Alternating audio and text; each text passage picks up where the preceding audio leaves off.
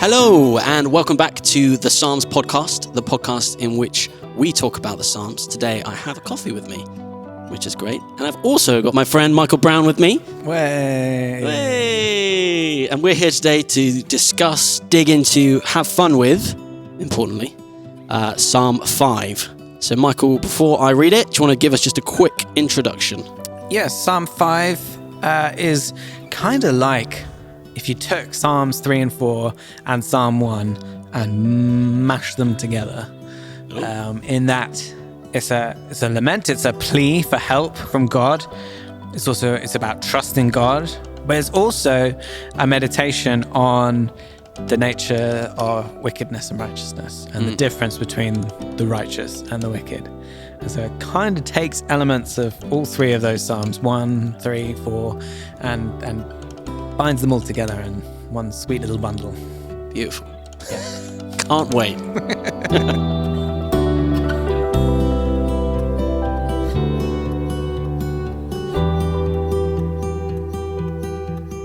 For the director of music, for pipes, a psalm of David. Listen to my words, Lord. Consider my lament. Hear my cry for help, my King and my God, for to you I pray. In the morning, Lord, you hear my voice. In the morning I lay my requests before you and wait expectantly. For you are not a God who is pleased with wickedness. With you, evil people are not welcome. The arrogant cannot stand in your presence. You hate all who do wrong. You destroy those who tell lies. The bloodthirsty and deceitful, you, Lord, detest. But I, by your great love, can come into your house. In reverence, I bow down towards your holy temple. Lead me, Lord, in your righteousness. Because of my enemies, make your way straight before me. Not a word from their mouth can be trusted. Their heart is filled with malice. Their throat is an open grave. With their tongues they tell lies. Declare them guilty, O God. Let their intrigues be their downfall. Banish them for their many sins, for they have rebelled against you. But let all who take refuge in you be glad. Let them ever sing for joy. Spread your protection over them, that those who love your name may rejoice in you. Surely, Lord, you bless the righteous. You surround them with your favor as with a shield.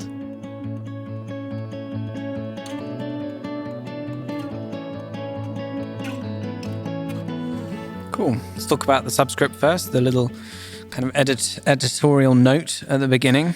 So as with Psalm 4, we have a musical instruction in the subscript. It's time for pipes. For pipes. How come you didn't have pipes in your song version more? It's right there in the instructions. I know, it's in the I was literally thinking about this actually in the last one. I was like, there's lots of musical notes which I've just ignored. Yeah. In my songwriting of the Psalms. I think I thought, it might give it a bit of difference, I think we need... But maybe am I being unbiblical? Well, possibly. Possibly. People to decide. I think we need a bagpipe remix. A bagpipe remix of my Psalm 5. Number 5, yeah. Yes. Or panpipes. Or panpipes, yeah. They're definitely other pipes. Bagpipes and panpipes at the same time. Maybe I should go for like a really contemporary one and do like hose pipes and drain pipes. Yeah, like a bit like a stomp kind of feel. Definitely, yes. I'm getting this now. I'm feeling it. I should redo Psalm 5. Yeah. Because you haven't got enough to do with the other... with the other 150. 150. Well, no, 150 you're hardly through. Let's go back and redo the ones that we've already done. It's important, yeah. So it's definitely for playing publicly with music. It's also ascribed to David in the subscript, which is a little controversial. Did you spot the lines in there that might cast doubt on David being the author? There's a couple of lines. Let me just quickly reread over this. No. Is it something about the temple? It's to do with the temple. Yeah, you got it right. So the temple, of course, was not built during David's lifetime. So how is he writing about entering into God's house, which is the common way of talking about the temple, and bowing towards the temple? There's a few possible explanations for this that people have kind of come up with. Tell me more. And for other allusions to the temple, because there are some other psalms ascribed to David in the book that reference the temple and so have the same issue. So firstly, some people just say that he's referring to the tabernacle. But I don't think that's a very convincing argument at all.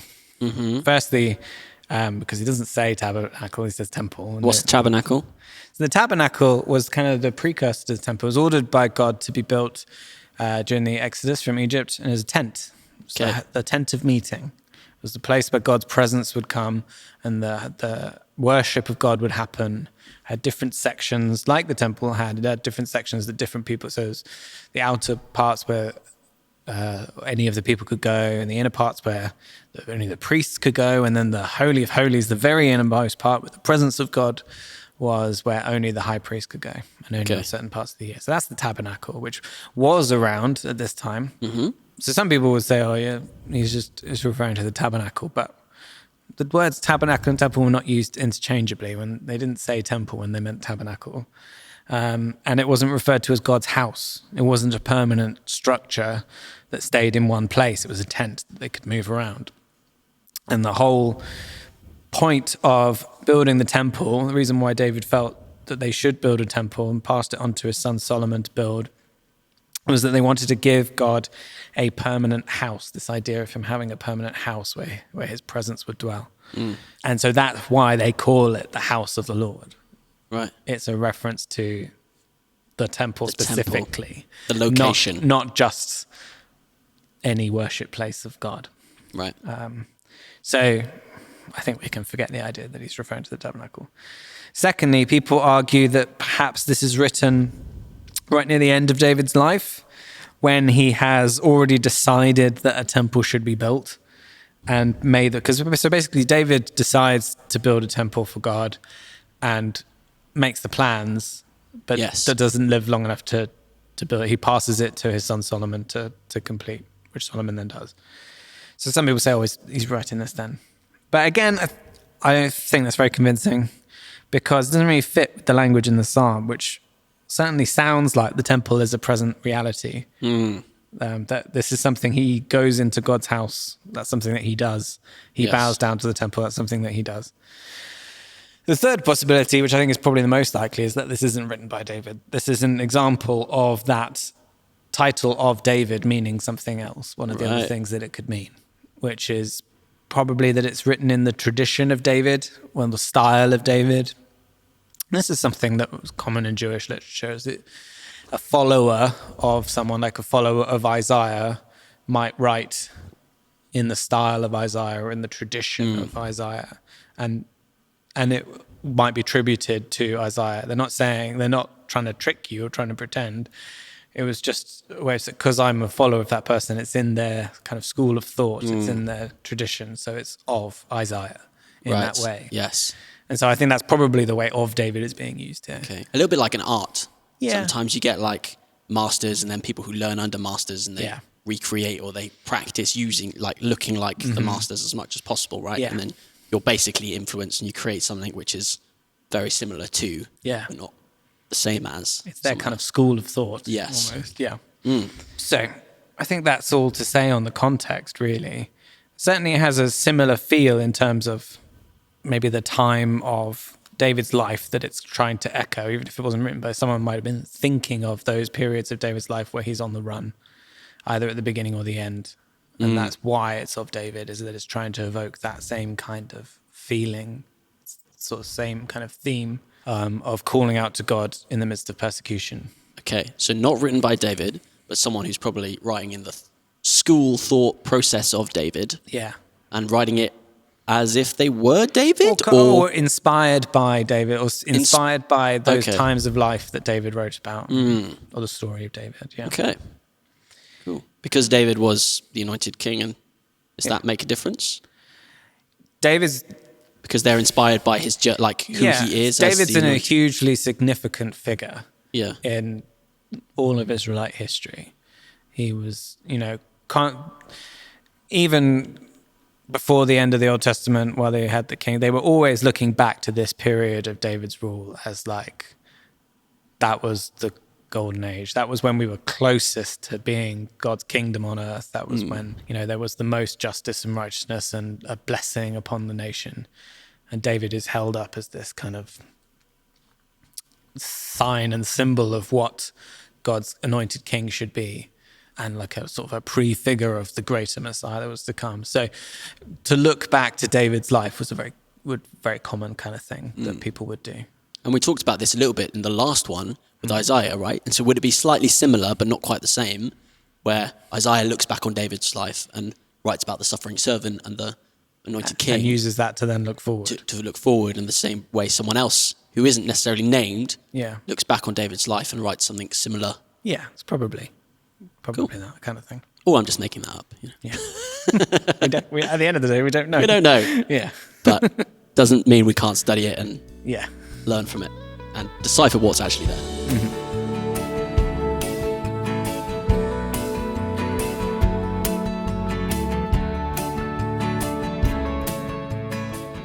So, on to the verses.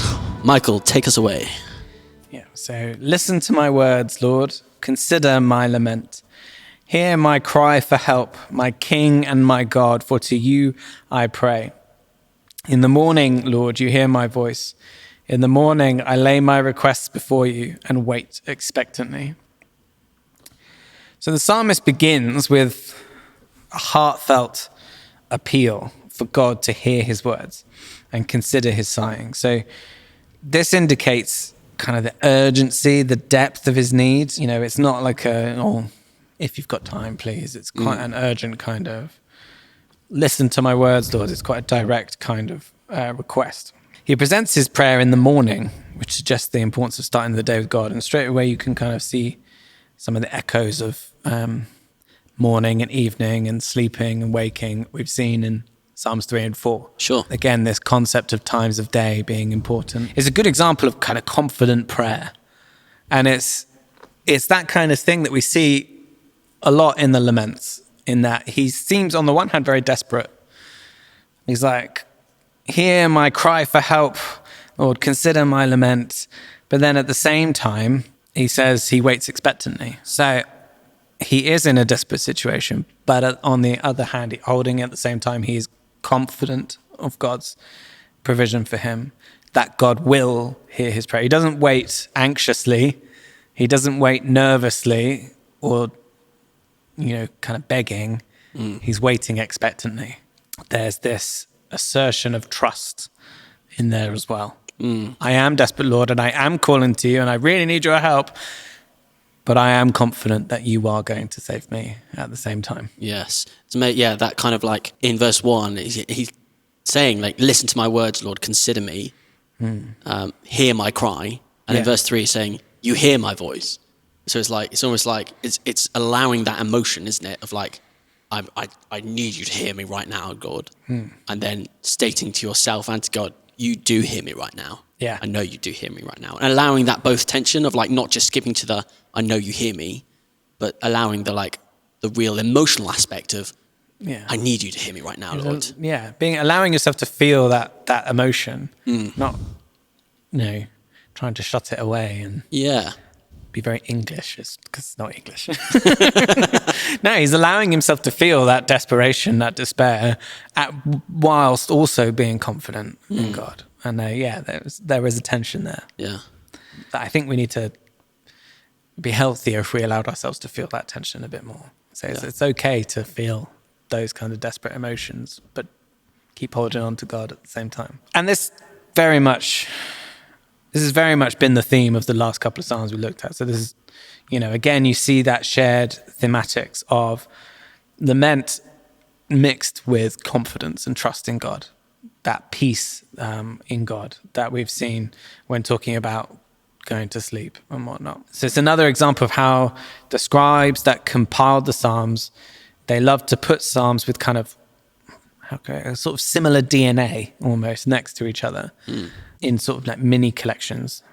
And the Psalms kind of 3 to 7 is almost one of those little mini collections within the Psalms. Certainly, if you've listened to our discussions on 3 and 4, you'll have noticed as Will read the Psalm, loads of bits will have jumped out to you that will sound very similar. But then again, also some big differences, which we're going to come to.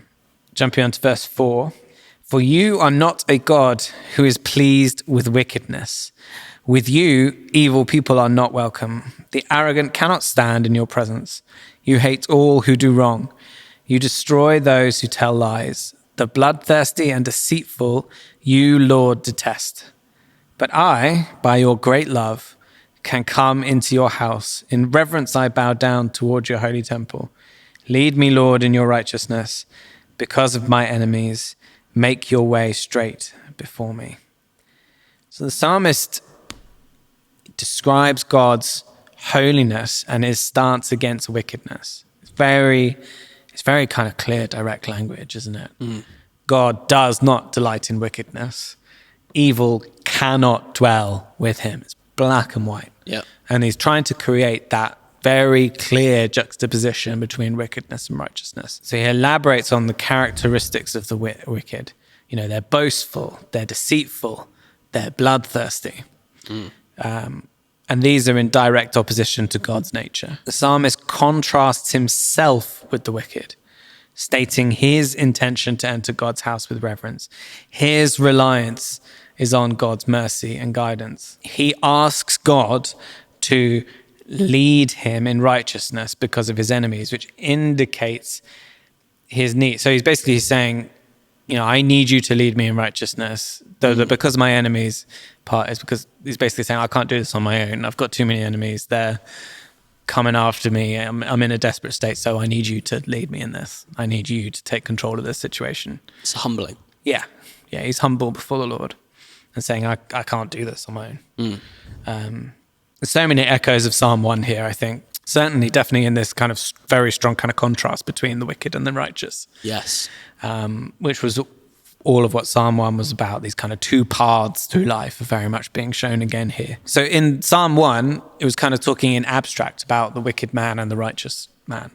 Here, notice that the psalmist is casting themselves in the role of the righteous man. Yes.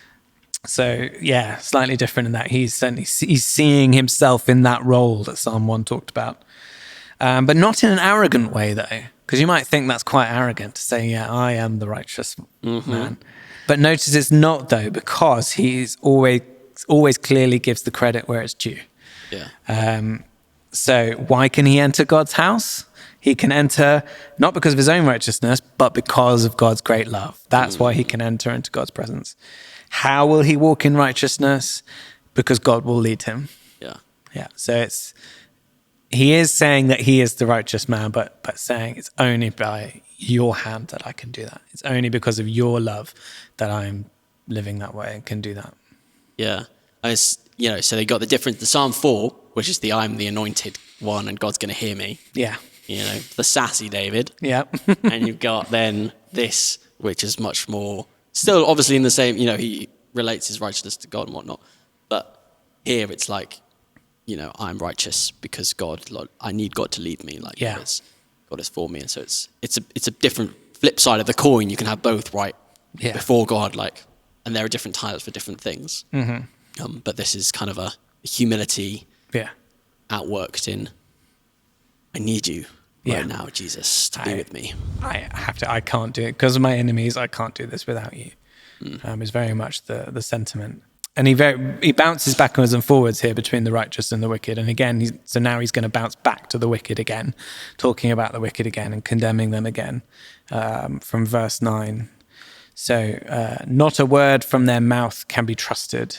Their heart is filled with malice. Their throat is an open grave. Such a great line.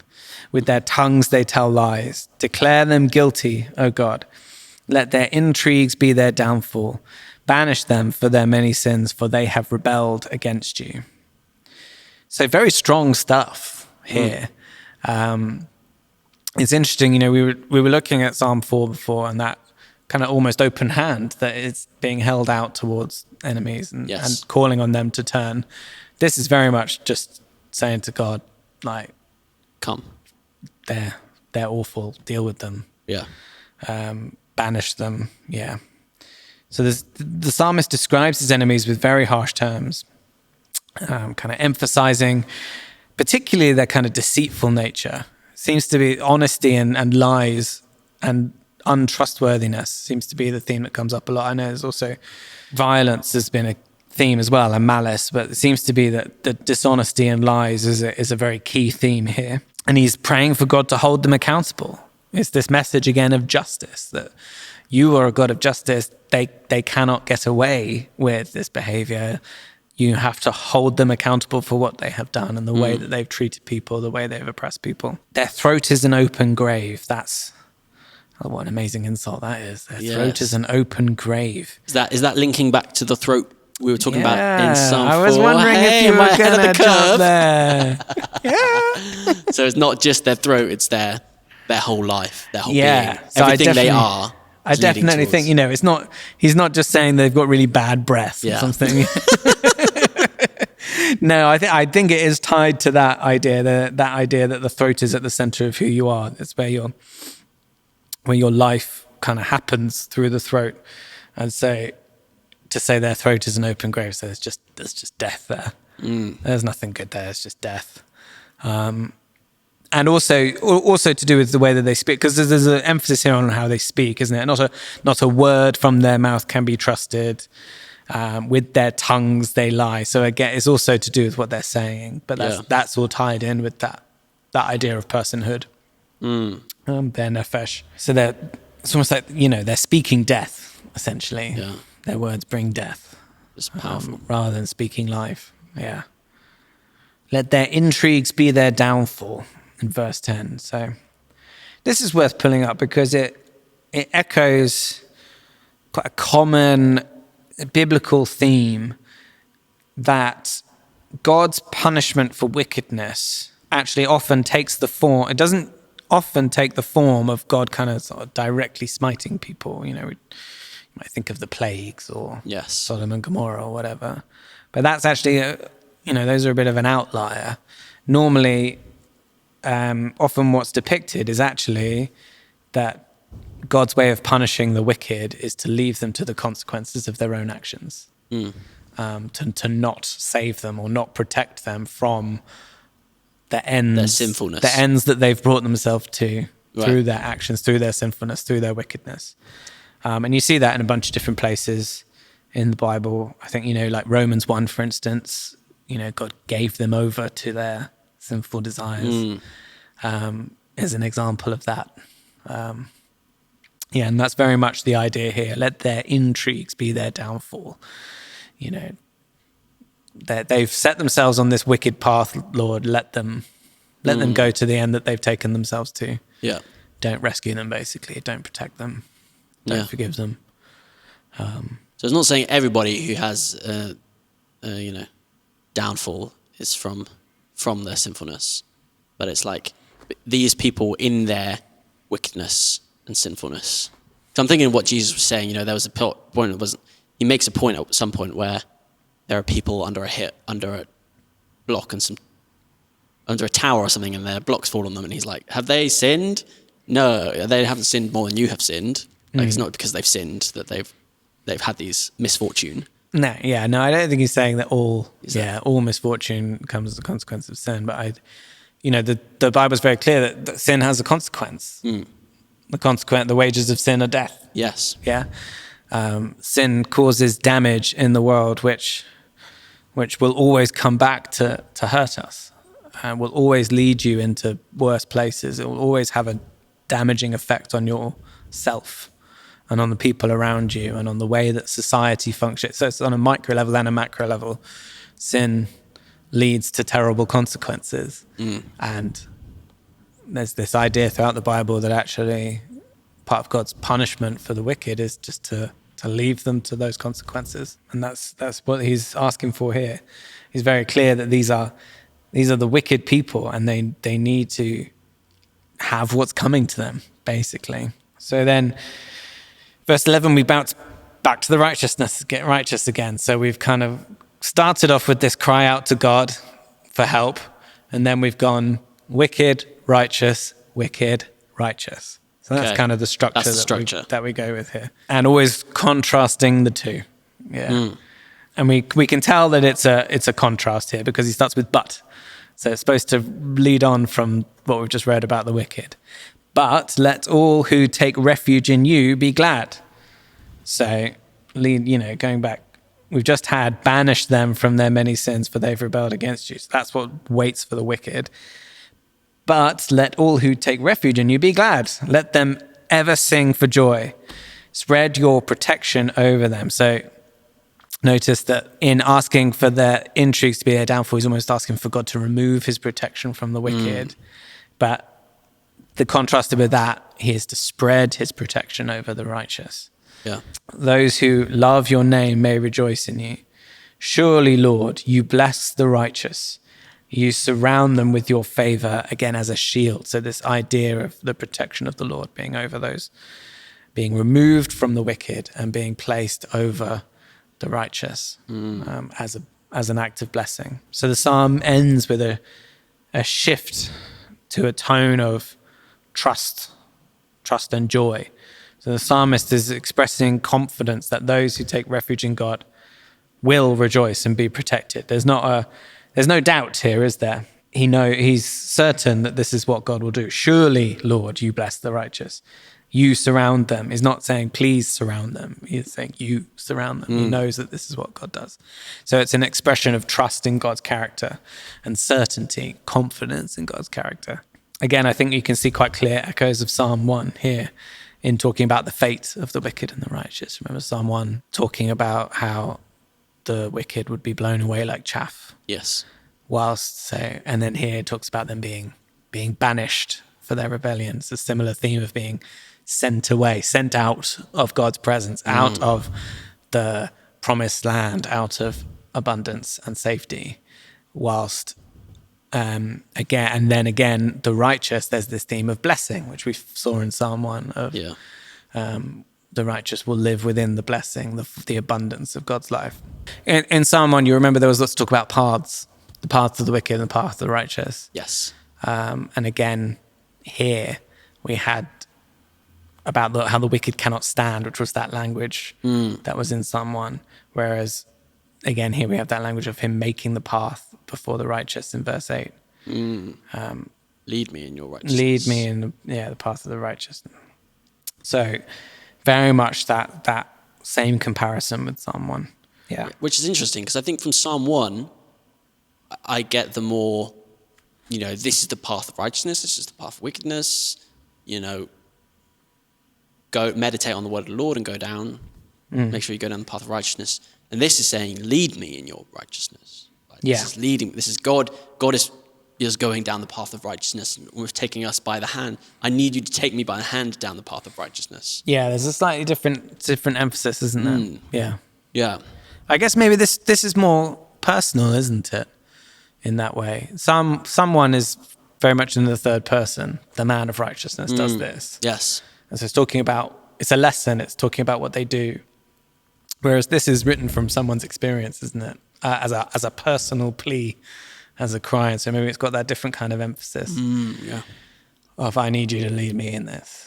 Because I guess meditating on the word day and night is how God leads us in his paths of righteousness. But it's just telling the same idea from a different perspective. Yes. This psalm to what Psalm 1 did. So shall we look at some lessons? Actually, before we do lessons, can we just recap just the structure? So there's a plea at the beginning. Yeah. He says, listen to my words, Lord, consider my lament. And he says, you do hear my lament, and I'm laying my request before you. So he's confident in that God's hearing him. I'm waiting expectantly. Waiting for your response. I'm expectant that you're going to do what I've asked for. Cool. And then he goes on to talk about that God hates wickedness. Yeah. And he loves righteousness. But the righteousness is God-given. Yeah. Because of God's love, we can be righteous. And he's saying, you hate wickedness, but I've got righteousness because of you, God. You hate wickedness. We've got righteousness. Yeah. And note that this is all an explanation for his confidence in the prayer. So the whole discussion of wickedness and righteousness comes after that. I lay my request before you and wait expectantly, for you are not a God who is pleased with wickedness. So it's saying that I know that you're going to answer my prayer because I know who you are. Yes. It's rooted in God's character.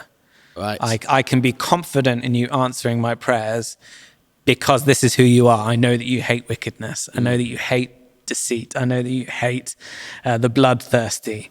But I know that you love righteousness, and I know that you love me, and you lead me into your house, And you bless me at the end, and you and have you bless protection me, over and you me. protect me. Yeah. So this is all his way of saying, I know that I can wait expectantly on you because this is who you are. This is what your character is. Yeah. And so I can be confident in that. Yeah. Yeah, I guess. And so there's kind of like no real in my head, because I'm like, I want a response. I want like then after, a kind of prologue where it's like, and God did this a great thing for me. Yeah. But we don't get there here, do we? It's almost like still waiting expectantly is like the ongoing thing. Yeah. Like the psalmist isn't removed from that situation. No. But the psalmist has confidence that God is going to bless the righteous, and is going to have a shield of protection over them and bless, be with them. Yeah. And so that's where we end the psalm, I think. Mm-hmm. I think maybe when we've read it before, I've been like, oh, where's the what's happening now? But it's not about what's happening now. It's about the being in the midst of it. Yeah. And knowing who God is, and being okay with the fact that it's not resolved, because I know who God is. So I know that he will. Okay. I know that he will answer my prayer. Yes. Because that's who you are. That's who he is. Yeah. Okay.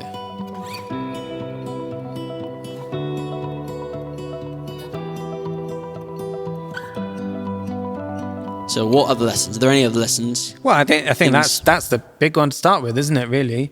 That actually in those times where we're not sure where God is in a situation, where it seems like we're surrounded by the wicked, and we're not prospering, we're not feeling, our expectation of God should be rooted in his character, not in our circumstances. Yes. So we should hold on in prayer to God like this. And I think prayer is one of the big lessons you can take out of this.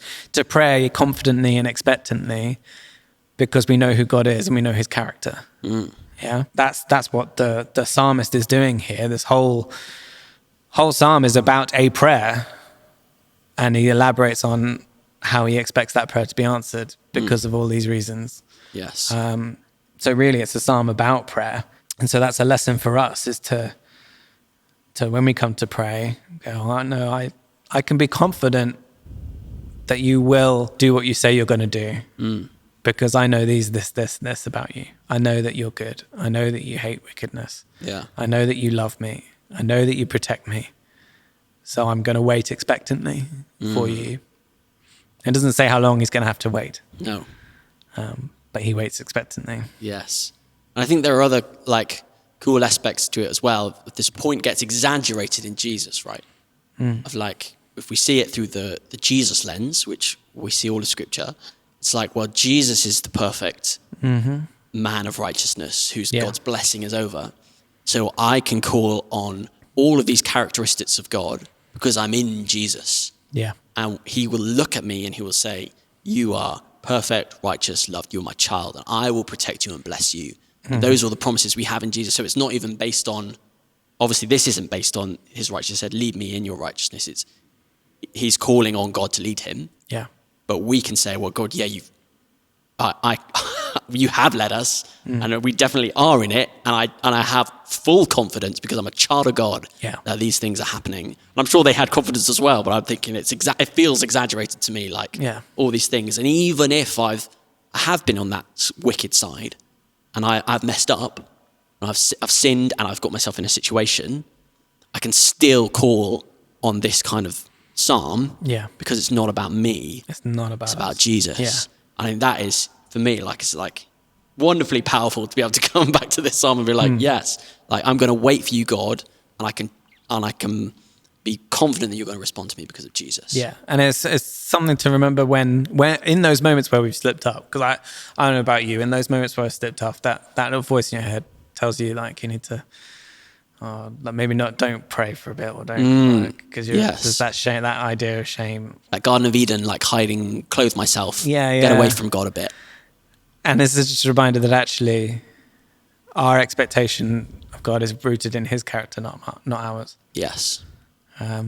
Yeah, I think is a good lesson here about starting the day in prayer as well. Notice the emphasis on the morning there. Yeah. I really like that idea of, it's almost this idea of giving the day over to God at the start and seeking him for your rescue and provision and being expectant for your day. Starting your day with an expectation that God is going to provide for you and to rescue you and protect you.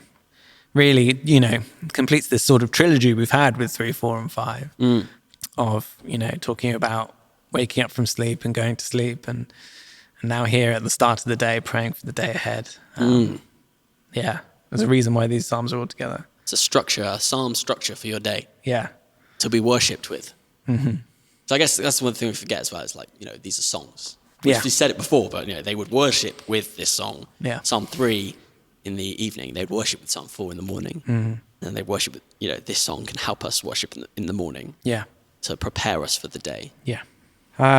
What other lessons are there? There's certainly a lot of emphasis on holiness in here. It really rams home God's hatred of evil and wickedness and how seriously he takes that. Very, very stark comparison, very stark language used about evil. Makes the choice very clear. You can be on the side of righteousness and experience God's blessing, or you can be on the side of wickedness. Yeah. And it doesn't leave any room really for like any kind of middle ground. There's no grayness here. Yeah. But it also at the same time makes it clear that righteousness is not achieved through works. It's achieved through God's great love and relying on him and calling on him for deliverance. You need to hold those two things right. So holiness is really important, but don't let your response to holiness being really important to suddenly start worrying about what you're doing. That's not the response. The response to holiness being really important is, wow, I need to get closer to God and get more of him in me and more of his word in my heart so that he can transform my way of living, from the inside out. That's how true holiness is achieved, not through working really hard. It's through relationship. Exactly. That's what we've been talking about the whole time. Comes up again and again in the Psalms. It's almost like it's on Who'd have purpose. Thought it? There's also loads of things of justice again. Just going back to the holiness thing. I don't know about you, but I just saw that line when I was just reading it through, which is, you destroy those who tell lies. And I'm like, in my head, I can grade sin. So I can be like, murder, very bad, very wrong, don't do that. Yeah. And lying, maybe not that bad sometimes. Whereas actually this is saying, like that's life and death. God destroys those who tell lies. Like if my life just perpetually speaks lies, like that's death. Yeah. And I can think that about like my personal self. I can let myself slip, but also thinking that in terms of other people, like politicians or leaders or whatever. I can think, maybe a lie and exaggeration isn't that bad. It's bad, but people will be people. That's just life. Whereas actually, God hates that. Yeah. Like God hates deception. When you tell something you say something's true when it's not true, and that's massive. And just thinking like, actually, like reading this psalm helps me readjust that sense of like what is good and right about the world, and what isn't. Well, remember, it's like the first evil, isn't it? Really? Yeah. What does Satan tempts Eve into taking the fruit by lying to her, by deceiving her? He's the father of lies. That's one of his titles. So I think the Bible takes dishonesty very seriously. Yeah. He emphasizes it in like 3 or 4 different ways, doesn't he? Not a word from their mouth can be trusted. Their heart is filled with malice. Their throat is an open grave. With their tongues they tell lies. That's putting a lot of emphasis on.